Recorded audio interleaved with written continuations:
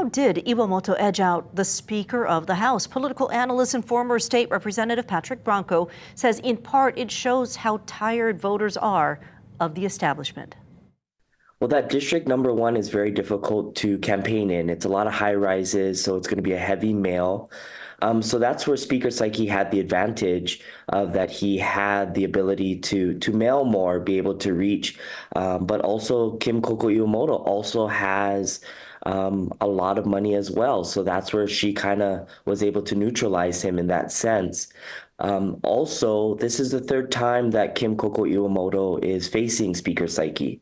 And she's out there. Her name has been out there several times. But in general, what I've been hearing, the populace just wants new faces, new names, new ideas, not the same old, same old.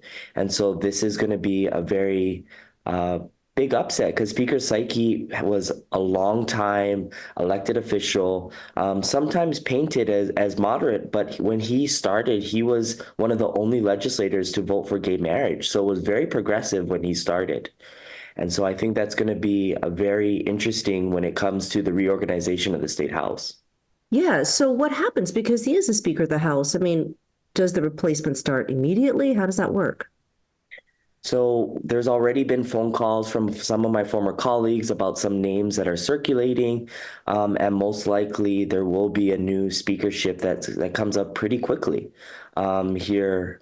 And they're starting to coalesce around one particular legislator, and so we'll start seeing that coming out shortly. Any other thoughts from last night's elections? Perhaps the 39%-ish voter turnout?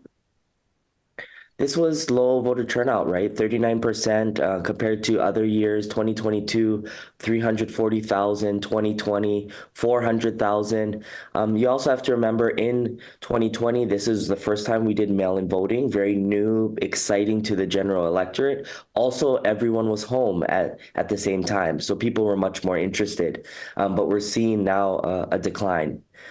Also, it's just there's a lot of the same names over and over again, and people are not excited to vote for the same names. And so that's what I think is playing into the low voter turnout. Very interesting. Thank you so much for sharing some of your mana'o, Patrick Branco, for our political analysis.